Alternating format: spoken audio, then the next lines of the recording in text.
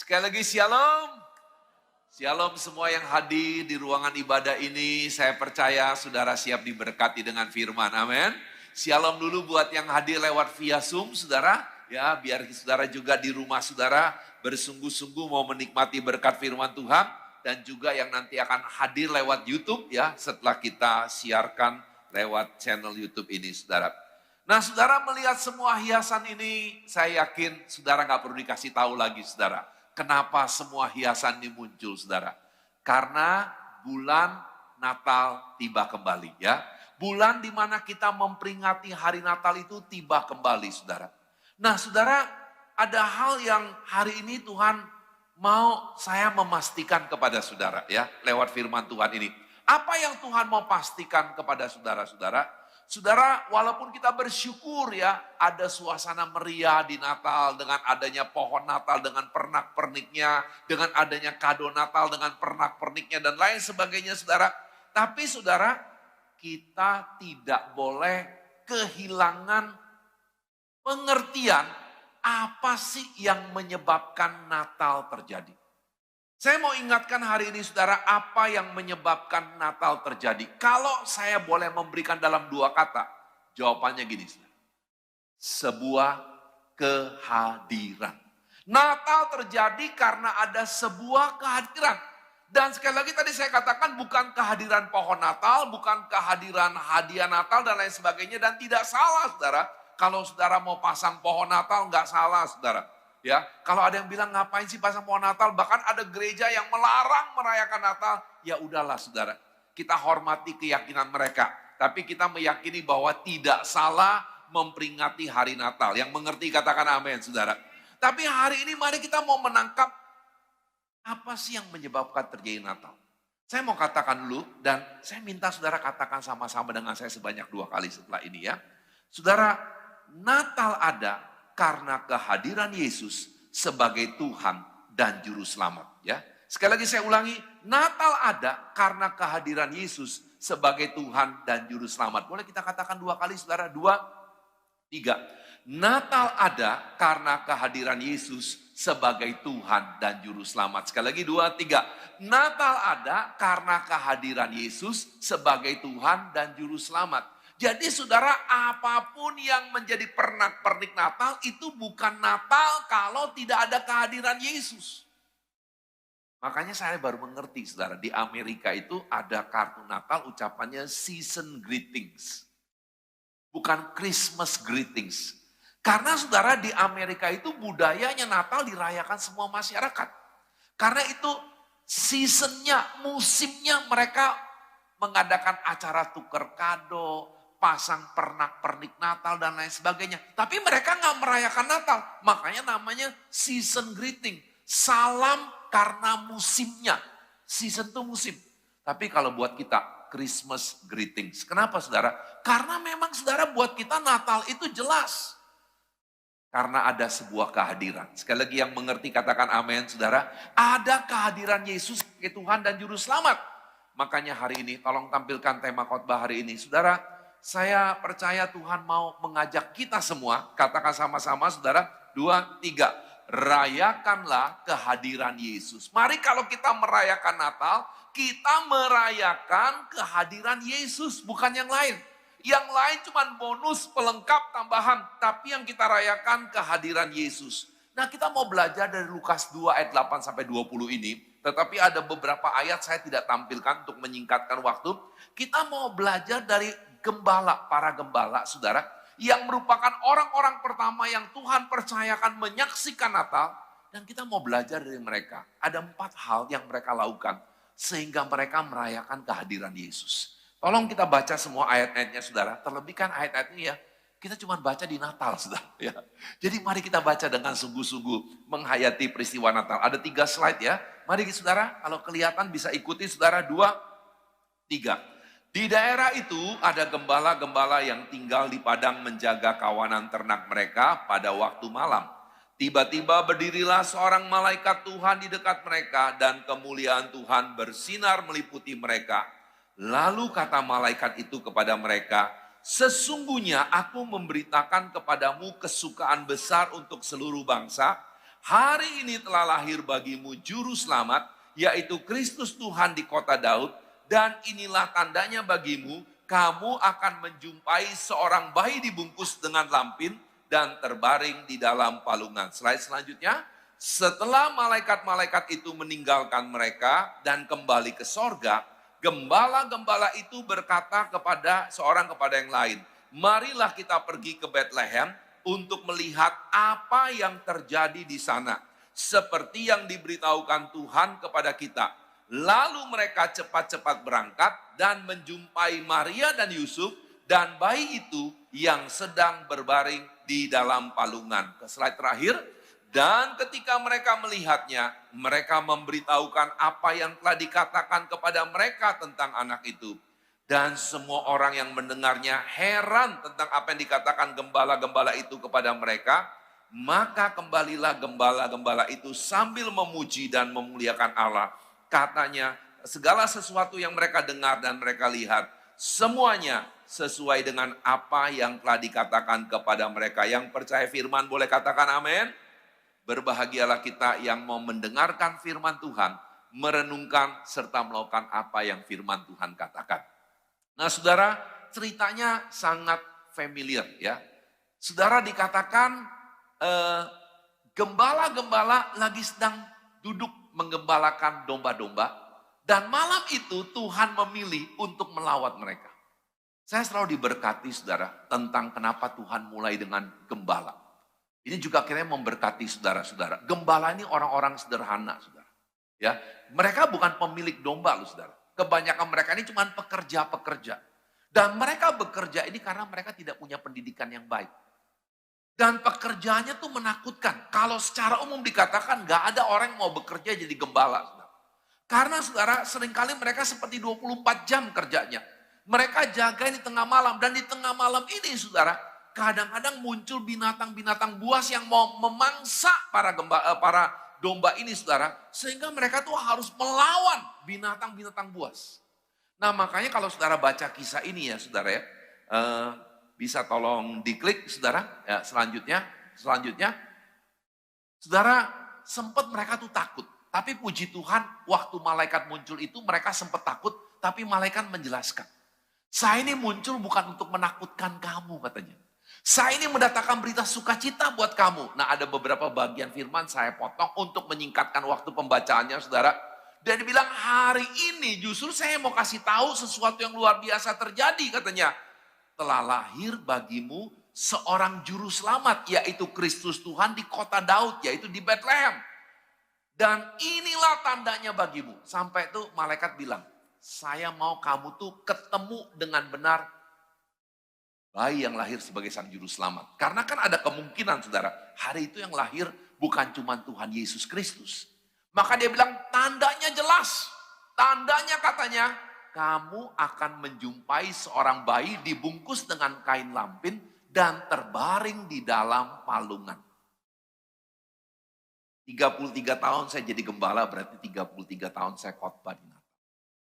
Tapi saudara baru kali ini ya, saya ingin saudara diberkati. Baru kali ini ada dua hal baru yang saya dapetin dari baca kisah ini saudara. Dua hal yang baru pertama kali. Jadi saudara, saya berharap saudara bersemangat untuk mendapatkannya saudara. Yang pertama saudara, saya tuh nggak pernah terpikir tentang perkataan terbaring di dalam palungan. Coba diklik dulu. Saudara, palungan ini adalah sesuatu yang buat saudara tidak familiar ya. Tidak biasa, karena kita bukan tidak menjadi gembala dan jarang melihat ada gembalaan dan juga Indonesia nggak ada budaya mungkin macam kayak palungan gini.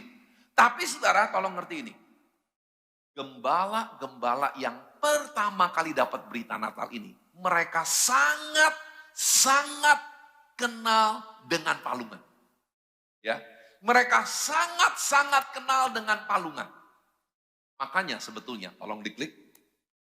Ya, secara akal manusia, tidak mudah bagi gembala menerima kebenaran akan kehadiran juru selamat. Sebenarnya mereka tuh nggak mudah loh saudara. Terima kebenaran bahwa, lahir juru selamat. Kenapa saudara? Karena palungan secara umum ya. Kalau ada yang bersih benar tuh secara khusus. Secara umum boleh nggak kita baca kalimat di baris kelima. Tempat ini, yuk katakan sama-sama saudara, 2, 3. Tempat ini adanya di kandang binatang, kotor dan beresiko tinggi buat bayi yang baru lahir. Nah saudara semua mengerti ya, kalau bayi baru lahir itu justru perlu sesuatu yang steril. Karena berbahaya kan, mereka belum kuat, mereka bahasa sehari-hari masih ringkih gitu saudara. Justru kita kalau bisa menghindari dengan tergampangnya terinfeksi saudara. Tapi kok katanya yang lahir juru selamat. Kok bokeh amat ya? Kok kere amat ya? Apalagi mereka nggak tahu loh sebelumnya. Saudara jangan salah ya. Memang ada nubuatan-nubuatan tentang kelahiran juru selamat. Tapi para gembala ini nggak tahu saudara. Makanya saudara sangat bisa, saya tulis kalimat terakhir ya. Ada gembala-gembala yang berpikir gini. Apa benar nih Tuhan juru selamat lahir di kandang binatang, tempat pembaringannya adalah palungan. Tapi disinilah kita belajar dari para gembala. Kalau mereka akhirnya pergi ke sana, nanti kita baca di ayat berikutnya saudara. Karena apa saudara? Poin ke-1, tolong diklik. Apa cara merayakan kehadiran Yesus yang dicontohkan oleh para gembala? Boleh katakan dulu poinnya saudara, 2, 3. Rayakan kehadiran Yesus dengan menerima kebenaran. Kebenarannya apa saudara? Kita baca sama-sama, 2, 3. Kebenarannya adalah bahwa Yesus hadir 2000 tahunan lampau. Bukan cuma sebagai seorang guru yang baik. Ia menjelma menjadi sama dengan kita manusia untuk membayar semua harga penyelamatan kita. Ia adalah Tuhan dan Juru Selamat. Yang percaya katakan amin saudara. Saudara hari-hari ini kita nggak bisa menyangkal. Dan saudara tahu. Dan yang berani ngomong salah satu pendeta besar. Yang juga mungkin saudara pernah kagumi. Saya pernah menikmati khotbah-khotbahnya saudara. Tapi dia berani bilang loh Yesus itu lebih rendah daripada dua pribadi yang lain. Dan bukan rahasia saudara dengar ada banyak orang ngomong tentang Yesus tuh dipertanyakan Tuhan apa enggak. Memang dia manusia baik, iya. Memang dia guru yang hebat, iya dia ngajar. Tapi apa benar dia Tuhan? Hari ini saya mau mengajak saudara. Kalau kita mau merayakan Natal dengan benar. Terimalah kebenaran bahwa Yesus itu Tuhan dan Juru Selamat. Amin saudara. Dia Tuhan dan Juru Selamat. Mau beri tepuk tangan yang paling meriah buat Tuhan kita saudara. Dia hadir cuma karena satu hal. Dia tahu saya dan saudara butuh diselamatkan. Dan ada harga pembayar lunas yang perlu dilakukan hanya oleh dia yang bisa lakukan. Tapi dia Tuhan dan Juru Selamat. Yuk hari ini saya berharap gak ada lagi saudara meragukan. Kadang-kadang ya seperti tadi WL katakan saudara. Ketika kita doa belum dijawab ya. Ketika kita berharap sama Tuhan kok kelihatannya belum digenapi. Tapi jangan tergoda bahwa Yesus itu bukan Tuhan. Sebab dia pasti akan menjawab tepat pada waktunya. Amin, saudara. Mari kita terima kebenaran. Kalau kita rayakan Natal, saya percaya. Orang boleh ngomong segala macam. Saya percaya Yesus Tuhan dan Juru Selamat saya. Boleh nggak katakan sama-sama? Saudara menerima kebenaran ini. Saya percaya Yesus adalah Tuhan dan Juru Selamat. 2, 3. Saya percaya Yesus adalah Tuhan dan Juru Selamat. Yang kedua, tolong diklik. Mari kita lihat apa hal yang kedua yang dikerjakan oleh para gembala dalam mereka merayakan Natal, merayakan kehadiran Yesus. Boleh kita baca sekali lagi saudara supaya kita menghayati kisah ini saudara. 2, 3. Setelah malaikat-malaikat itu meninggalkan mereka dan kembali ke sorga, mereka berkata seorang kepada yang lain, marilah kita pergi ke Bethlehem untuk melihat apa yang terjadi di sana. Seperti yang diberikan tahuan Tuhan kepada kita. Lalu mereka cepat-cepat berangkat dan menjumpai Maria dan Yusuf dan bayi itu yang sedang berbaring di dalam palungan. Mari kita perhatikan saudara. Ketika malaikat udah pergi nih, kan malaikat muncul terus kemudian pergi saudara. Langsung mereka berembuk. Bagaimana yuk kita pergi ke Bethlehem untuk melihat apa yang terjadi di sana. Saya yakin sedikit repot saudara. Saya nggak tahu bagaimana karena nggak ada kisahnya saudara. Kan mereka sebenarnya lagi jaga domba, nggak mungkin bawa semua domba ya. Tapi kalau bawa semua domba pun mereka repot saudara. Tapi yang menarik ya, di balik kerepotan yang bisa muncul setelah mereka sepakat dengan perembukan mereka. Yuk kita ke Bethlehem. Baca 16. Apa yang mereka kerjakan, saudara? Ini hal yang kedua yang saya nggak pernah perhatikan, saudara. Saya harus katakan pokoknya khotbah hari ini, saudara, ada banyak hal yang saya temukan. Belum pernah dalam 33 tahun saya jadi gembala, saya temukan hal ini. Ya, maksudnya menjadi perhatian yang Tuhan berikan kepada saya. Dikatakan apa, saudara? Ayat 16, 2, 3. Lalu mereka cepat-cepat berangkat. Mereka bukan saja udah siap menerima kebenaran. Oh, saya percayalah yang malaikat ngomong. Walaupun akal manusia nggak bisa terima nih. Oh, lahir di palungan. Tapi saya mau percaya. Lahir Tuhan dan Juru Selamat. Tapi klik yang kedua. Ya, mereka nggak mau berhenti cuman menerima kebenaran. Boleh kita baca poinnya dulu. 2, 3. Rayakan kehadiran Yesus dengan mengalami kebenaran.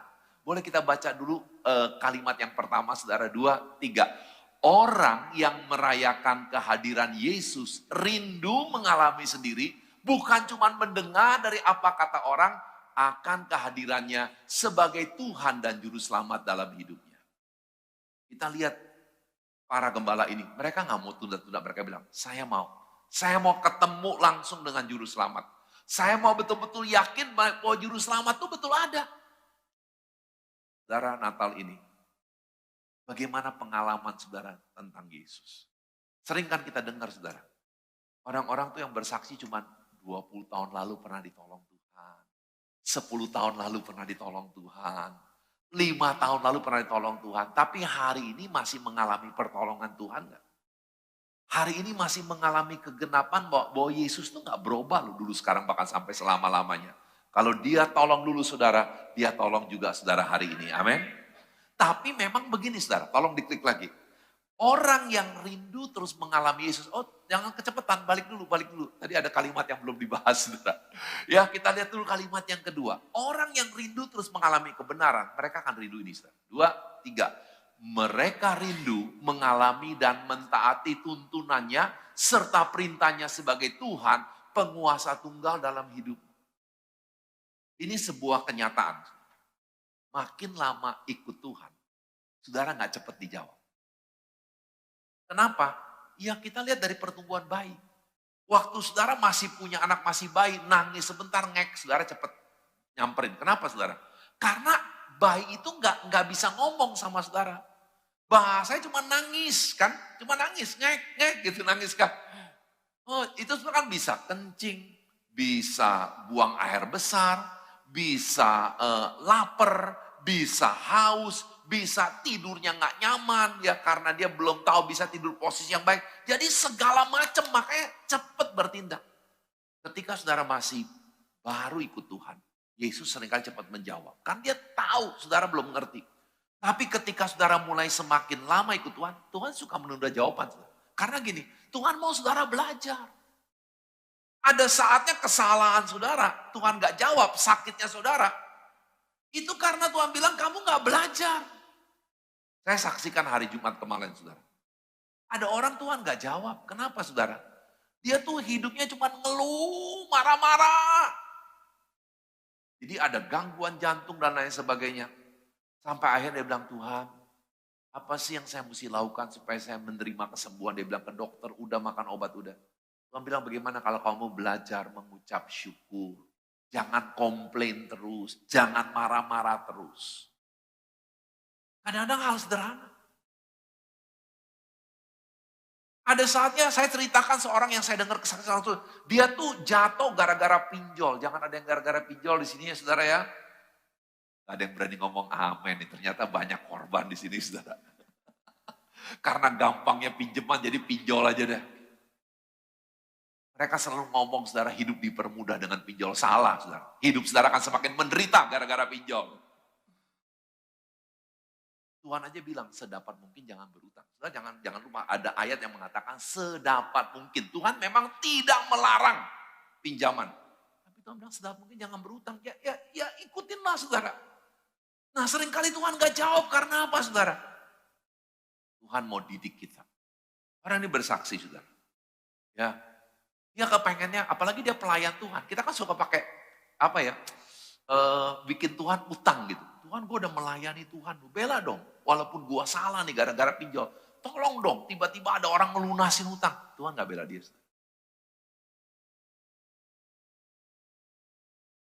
Dan saudara, setelah dia hitung ya, kalau utang saya tuh bisa, saya udah pernah cerita ini saudara, tapi saya ulang sedikit. Setelah dia hitung utang dia tuh dia bisa bayar tuh 8 tahun setengah dia tuh nggak boleh beli baju baru, nggak boleh jalan-jalan. Semua uang hanya untuk ongkos dan makan, sisanya bayar utang. Itu perlu 8 tahun lebih. Tapi dia bilang, Tuhan kalau memang ini proses yang saya mesti lalui, saya mau belajar setia. Belum stop saudara. Dalam satu ibadah ada penginjil dari desa. Butuh dana, dia masih punya tabungan sedikit. Tuhan bilang, dia dengar suara Tuhan, kamu alami mujizat aku. Berikan tabunganmu yang sedikit itu buat hamba Tuhan. Saudara, otak manusia bilang apa? Tuhan, gue masih punya utang Tuhan. Kok lu tega ya Tuhan ya? Gue masih punya utang, malah suruh berkati hamba Tuhan. Tapi waktu dia lakukan saudara, dalam 2 tahun 4 bulan dia bilang, seluruh pinjaman dia bisa lunasi. Tanpa harus mengalami mujizat yang khusus, tapi bagaimana dia bekerja tuh, dia dapat apa penghargaan, kenaikan khusus, sehingga dia bisa lunasi dalam 2 tahun lebih. Tetap mujizat Tuhan terjadi. Amin, saudara. Tapi cara Tuhan menjawab beda. Nah itu cara kita mengalami Yesus. Kita tuh bukan cuma udah menerima dia, tapi kanak-kanak, bayi rohani. Tapi kita mulai dirubah ya. Kita punya gaya hidup bukan cuma pengen tahu kebenaran. Tapi kebenaran menjadi bagian hidup saya. Yang mengerti katakan amin, saudara. Jadi jangan berhenti sampai menerima kebenaran. Jangan berhenti sampai mengalami kebenaran. Ini berurutan, saudara. Yang ketiga, tolong tampilkan. Ayat 17. Saudara, saya diberkati juga dengan ayat ini. Benar, saya tuh gak kepikir setelah baca ayat ini. Kok dulu gak pernah kepikir ya? Tapi hari ini kepikir, saudara. Dalam nyiapin khotbah hari. Kita baca dulu, saudara. 2, 3. Dan ketika mereka melihatnya, mereka memberitahukan apa yang telah dikatakan kepada mereka tentang anak itu. Dan semua orang yang mendengarnya heran tentang apa yang dikatakan gembala-gembala itu kepada mereka. Saya nggak pernah nyentuh ayat ini, saudara. Selama saya beberapa kali khotbah tentang Natal, tapi saya nggak pernah nyentuh ayat ini, saudara. Tapi kemarin lagi mempersiapkan, bukan kemarin sih, saudara. Udah 2 hari yang lalu mulai mempersiapkan khotbah ini, saudara. Tuhan bawa perhatian saya pada ini. Kamu mikir nggak? Bagaimana gembala-gembala ini merayakan Natal? Mereka langsung cerita. Jadi saudara kalau kita baca kisah ini kan, waktu gembala nyampe itu banyak orang, saudara. Tapi saudara banyak orang ini kemungkinannya sangat kecil selain Yusuf dan Maria yang tahu bahwa kehadiran Yesus sebagai juru selamat. Jadi kebanyakan orang mungkin hadir begini saudara. Waduh kasihan ya, ada bayi mesti lahir di kandang domba. Saking gak ada penginapan. Mereka cuma datang karena mereka di Israel ini budaya timur seperti kita saudara. Kita kan kalau ada sesuatu kejadian kecelakaan langsung berkerumun gitu saudara ya. Tapi ada yang maksudnya baik, ada yang maksudnya menonton saudara. Wah, apa yang kita bisa tolong? Saudara, bagi gembala ini gak mudah, tapi tolong diklik hal yang ketiga. Mereka boleh gak kita ulangi dulu saudara. Yang pertama bagaimana saudara? Mereka menerima kebenaran, mereka mengalami kebenaran, mereka membagikan kebenaran. Coba kita baca penjelasan saya dulu saudara. Yuk, yang kalimat pertama, yang maksudnya bagian atasnya saudara. 2, 3. Ini sebetulnya tidak mudah sebagai orang berprofesi gembala. Karena secara umum mereka tidak terpelajar dan dipandang sebagai masyarakat rendahan. Tetapi mereka dengan berani membagikan kebenaran yang mereka tahu tentang Yesus. Membagikan kebenaran bukan khotbah ya. Kalau khotbah saudara mesti sekolah seperti saya. Membagikan kebenaran ini maksudnya, jadi gembala ini udah dengar tentang siapa Yesus. Jadi begitu mereka sampai, mereka cerita. Tadi kami ke sini ya. Kira-kira mungkin ceritanya seperti gini. Karena kami didatengin malaikat. Malaikat bilang nih yang hadir hari ini nih. Yang saya lihat depan mata. Dibungkus kain lampin. Dan dipalungan. Ini juru selamat. Makanya kalau saudara tadi lihat ayat ya. Orang-orang yang mendengar itu terheran-heran. Bagaimana semangat saudara merayakan Natal? Saudara rindu gak? Coba kita baca kalimat yang kedua. 2, 3. Bagikan kebenaran yang saudara tahu tentang Yesus. Karena saudara mengasihi Yesus yang sudah mengasihi terlebih dahulu. Saudara ayo. Sebetulnya Tuhan tuh seringkali udah buka kesempatan saudara cerita. Kadang-kadang kalau orang nanya, kenapa ya kamu Wanda kok saya lihat hidup kamu akhirnya ini banyak berubah. Sebetulnya kesempatan kita bilang. Karena Wanda bisa cerita kan, saya berubah karena apa? Sejak saya semakin kenal Yesus, saya berubah. Sebetulnya saudara kesempatan tuh selalu ada. Saya yakin tetangga saudara, family saudara memperhatikan saudara. Jangan sampai mereka bilang gini, tiap minggu rajin ke gereja, ngomongnya jorok terus, pinjam uang melulu, malu-maluin aja, jangan gitu saudara. Orang harus bilang, bener, sejak saya lihat kamu sungguh-sungguh cari Tuhan, tiap minggu ibadah, saya lihat perbedaan, bisa ceritain gak kenapa? Ceritain tentang Yesus. Ceritain Yesus yang mengubah saudara. Karena saudara mengundang dia sebagai Tuhan dan Juru Selamat. Jangan takut orang ngomong kristenisasi. Kita nggak kristenisasi. Orang tidak bisa jadi orang Kristen tanpa Roh Kudus melawat dia. Amin. Tugas kita membagikan, menceritakan. Kalau sampai dia mau terima Yesus, itu ada bagian Roh Kudus, saudara. Jangan sok tahu, maaf. Tiap orang yang sampai terima Yesus karena cerita saudara, tetap butuh lawatan Roh Kudus. Tugas kita ceritain aja. Yuk, tahun ini rayakan Natal dengan benar, saudara. Contoh gembala ini. Setelah mereka, boleh ulangi saudara sebelum poin terakhir. Setelah mereka menerima kebenaran, mengalami kebenaran, mereka belajar membagikan kebenaran. Tapi yang terakhir yang tidak kalah penting. Klik satu lagi saudara. Kembali, tadi saya bilang saudara, ini saya sangat bersemangat khotbah kali ini saudara, tentang Natal ini saudara. Karena benar saya menemukan banyak hal. Ini kisah saya yakin saya udah khotbahkan mungkin lebih dari 10 kali selama 33 tahun. Walaupun saya pakai juga ayat-ayat yang lain. Tapi ayat ini bisa dibilang bagian ini favorit. Tapi saya bersyukur Tuhan tuh bukakan banyak hal. Yuk kita baca dulu saudara. 2, 3. Maka kembalilah gembala-gembala itu sambil memuji dan memuliakan Allah. Karena segala sesuatu yang mereka dengar dan mereka lihat, semuanya sesuai dengan apa yang telah dikatakan kepada mereka. Maka kembalilah gembala-gembala itu. Kembali saya kamu mikirin sampai saya khotbah ini. Berarti gembala ini kembali kepada kegiatan normal mereka, saudara. Kembalilah gembala normal mereka. Mereka kembali bekerja sebagai gembala. Pekerjaan mereka masih menakutkan buat mereka. Tapi dikatakan waktu mereka kembali ke pekerjaan lama mereka, ada hal yang berbeda yang mereka lakukan. Apa saudara boleh kita baca sama-sama selanjutnya?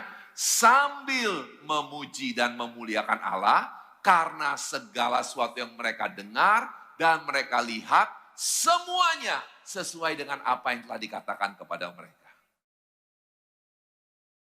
Saudara, ini nggak mungkin bisa dilakukan. Orang bisa nyanyi cuma karena saudara senang nyanyi. Ya, saudara bisa senang nyanyi kan jadi saudara nyanyi. Ya, kapan-kapan saudara kemana aja saudara nyanyi. Ada orang seperti gitu saudara. Saya terakhir potong rambut saudara. Orangnya bersenandung terus. Tapi potongan rambut saya kurang bagus. Ada yang memperhatikan saudara potongan rambut. Ya enak-enak menikmati nyanyi-nyanyi. Mungkin dia jadi kurang serius saudara. Jadi buat saya agak kependekan dikit saudara. Jadi orang bisa bernyanyi karena senang saudara. Saya tahu dia bukan seiman saya. Jadi dia nyanyi pasti bukan karena dia bersyukur sama Tuhan Yesus, bukan. Tapi kalau orang sungguh merayakan Natal, yang keempat dan yang terakhir. Klik. Katakan sama-sama dengan saya, 2, 3. Rayakan kehadiran Yesus dengan menghidupi kebenaran. Boleh baca penjelasannya sebelum saya tutup penjelasan khotbah hari ini. 2, 3. Walau mereka kembali kepada kesibukan keseharian yang sama, saudara itu maaf, bukan boleh tapi yang sama, tapi salah saya, bukan salah yang buatin ini. Lanjut, 2, 3. Mereka menjalani kehidupan dengan semangat berbeda, yaitu semangat kebenaran yang dipenuhi sukacita dan kemuliaan Tuhan. Udah lama saudara, saya tuh tidak mendengar berita kedukaan begitu banyak. Tapi sejak akhir Oktober sampai akhir November nih, saya dengar 7 berita kedukaan. Dan 3 jemaat Jelambar. Mungkin saudara ada yang tahu ya. Mas Yuli almarhum, kemudian anak Tante Yulia, Tante Lia ya, dipanggil Tuhan. Kemudian mertua papanya Billy, ini ada semua di sini saudara ya. Kemudian ada jemaat dari Bojong yang saya kenal, kemudian ada jemaat dari Gajah Mada yang saya kenal, kemudian ada teman saya yang cuma 4 tahun lebih tua dari saya. Cuman dia belum sempat lihat cucu, saya dapat anugerah, udah lihat 4 cucu sudah. Ya, jadi dia sudah 4 tahun lebih tua dari saya, belum melihat cucu, tapi saya 4 tahun lebih muda sudah menyaksikan 4 cucu, saudara. Dan yang terakhir itu jemaat Taman Surya. Dan minggu lalu, saudara, saya khotbah Taman Surya. Kalau minggu lalu saudara gak lihat saya khotbah di Taman Surya. Kenapa sangat berkesan? Dia hadir, saya lihat saudara. Wah, saya bilang ini luar biasa indahnya sebelum dipanggil Tuhan. 12 jam sebelum dipanggil Tuhan, dia masih di ruang ibadah. Karena dia meninggal jam 11 malam. Kan ibadah di Taman Surya itu 8.30 sampai jam 10-an. Dia pas sampai rumah jam 11. Saudara. Tapi 12 jam kemudian sampai di rumah, Tuhan panggil dia. Saudara, banyak yang komen ya, di grup pelayan Taman Surya. Jadi saudara, karena saya juga pelayan di Taman Surya, saya dimasukin di grup itu. Aduh, saya kaget loh. Saya duduk di sebelah tante itu. Tante ini umur 75. Saudara. Aduh, saya kaget yuk. Tadi saya duduk di belakang dia. Jadi saya digerakkan untuk komentar gini. Oleh karena itu saudara-saudara, yuk gunakan hidup dengan baik. Saudara nggak pernah tahu loh. Ini hari-hari terakhir saudara. Saudara nggak pernah tahu bahwa malam ini mungkin saudara tidak akan lewati lagi di dunia. Saudara dipanggil Tuhan seperti tante ini. Kita nggak pernah tahu. Dan saya udah pernah ceritakan, jangan bilang umur teman saya umur 10 tahun saudara dipanggil Tuhan. Kita habis main sehari sebelumnya. Cuman waktu main dengan dia sehari sebelumnya tuh udah kelihatan dia sakit. Dia minta izin pulang lebih awal. Tiba-tiba besok saya dikabarin. Temen kamu yang kemarin main sama kamu tuh meninggal dunia. Kita nggak pernah tahu kapan saudara. Tapi makanya hidupi kebenaran. Hidup ini sangat indah dengan Yesus. Hidup ini berarti bersama dia. Saudara harusnya saudara ngalami loh. Sejak saudara terima Yesus. Jangan just doing business like the same. Kalau bahasa Inggris ya saudara. Udahlah. Sebelum terima Yesus, saya tuh pedagang yang suka ngeluh. Setelah terima Yesus, saya pedagang yang suka ngeluh. Sebelum terima Yesus, saya dokter yang praktek. Ya, setelah terima Yesus, ya gitulah dokter yang begitu aja. Tapi saudara, ayo. Setelah terima Yesus, saudara semakin mengerti. Yesus tuh melahirkan kita dengan tujuan yang jelas. Saudara nggak ada di antara saudara. Ya, saya suka ngomong tapi ini kebenaran saudara. Tuhan bilang hari ini saya iseng. Saya buat dia muncul di rahim ibunya. Enggak. Ketika Tuhan memutuskan, saya mau memunculkan saudara, ya, saya mau munculkan kamu ke dunia ini. Karena Tuhan punya rencana yang dahsyat dan luar biasa. Itu adalah maksud. Karena Tuhan bilang, saya tuh punya rencana yang dahsyat dan luar biasa. Dan Paulo, kamu yang dipilih untuk mengenapi itu. Dan Henny, kamu yang dipilih untuk mengenapi itu. Itu yang kamu akan genapi. Tapi saudara, kita bisa meninggalkan dunia ini. Enggak melakukan apa-apa yang Tuhan rancangkan. Karena apa? Kita nggak mau hidupi kebenaran. Ayo kalau saudara terima Yesus, sekarang gini saudara. Saya mau jalan hidup saya bersama Yesus. Saya mau hidup saya indah bersama Yesus. Saya mau menemukan kegunaan saya. Berdampaknya saya seperti yang Yesus rancangkan. Sehingga saudara tidak akan meninggalkan dunia seperti sebagian orang. Takut mati. Tapi ketika tiba saatnya saudara akan bilang, mati, kata firman Tuhan, adalah keuntungan. Karena tugas saya selesai, kata Tuhan di muka bumi ini. Dan sekarang saya menikmati upah kehormatan saya. Ada di Wahyu pasal 13 kalau Tuhan mau tahu. Kita pulang ke surga itu harus dengan semangat gini. Saya akan menikmati upah.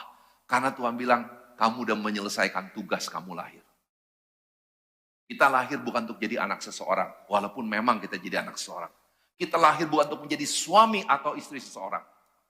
Kita lahir bukan untuk menjadi dosen seseorang, guru seseorang, mentor seseorang. Itu bonus. Itu sarana. Kita lahir untuk berdampak dalam hidup dunia ini. Berguna.